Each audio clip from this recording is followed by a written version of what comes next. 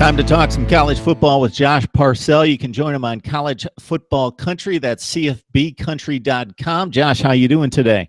I'm good, man. 1 week into the books, and now it's a huge slate of games this week. Week 2 might be even better than week 1. I'm looking forward to it.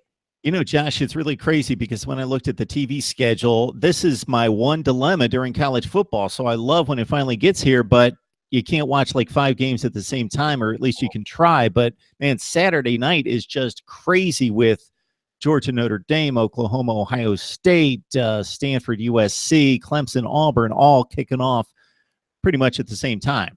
I know it feels like NASCAR. We're going to be going 4 wide down the turn there, down the stretch of Saturday night. You're going to have a fast finger on the remote, but, hey, that's a good problem to have. There's a ton of great football on, and hopefully a couple of these games live up to the hype. Like last week, a lot of the Saturday games were okay, but it was the Sunday and the Monday games that ended up really being the best ones of the weekend. So maybe we'll get some of that mojo rolling into Saturday. No doubt. Always enjoy getting your perspective. So we'll start in the Big Ten with the Buckeyes hosting Oklahoma. We know what happened in Norman last year. Do you see much of the same, or how do you see this one playing out? Yeah, I think Ohio State's going to win this game by double digits. I think they've got a lot more talent across the board than Oklahoma. I had Chris Felica from College Game Day on my podcast today, and he said the same thing. He thinks that there's just a lot more NFL talent on Ohio State, and Oklahoma may not have quite that same level of firepower. Now, Baker Mayfield is somewhat of an equalizer. He's a guy, he's the better quarterback in this game. He's obviously a better playmaker than JT Barrett, but in my mind, if you look at the games where Oklahoma has struggled in the past, it's been games where they faced dominant defensive fronts. That's what Ohio State has here. And I think that Ohio State's going to put enough pressure on Baker Mayfield. They're going to force some turnovers, I think, from Oklahoma.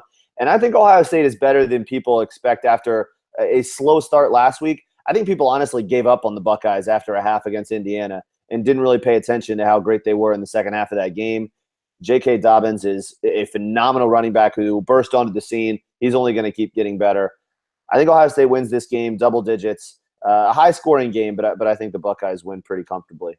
For people that really know football and were watching the first half of that game, Richard Lago was playing out of his mind. He was throwing the ball on the money, and the wide receivers are really good at Indiana. And Ohio State's DBs, they weren't getting burned. They were right there to make a play or make a tackle. They were just getting out-fought for the football, or it was just placed in the perfect position, and that just couldn't keep up. Indiana just couldn't keep up the perfection on offense, number one. Number two, Ohio State knows that nobody can run on them, especially Indiana, so they just bring down the safeties, and it was almost like they were double covering in the second half, and he's got to hold the ball for a half count later. The defensive line's in his face and throwing him down, and that was end of story there. And I feel much the same. Oklahoma's really good. They've got playmakers on offense, but they don't have that running game that they had last year with P. Ryan and Mixon to even give pressure off of Mayfield to make it much of a contest. Of course, they're a very capable team. It could be a good game, but I expect Ohio State to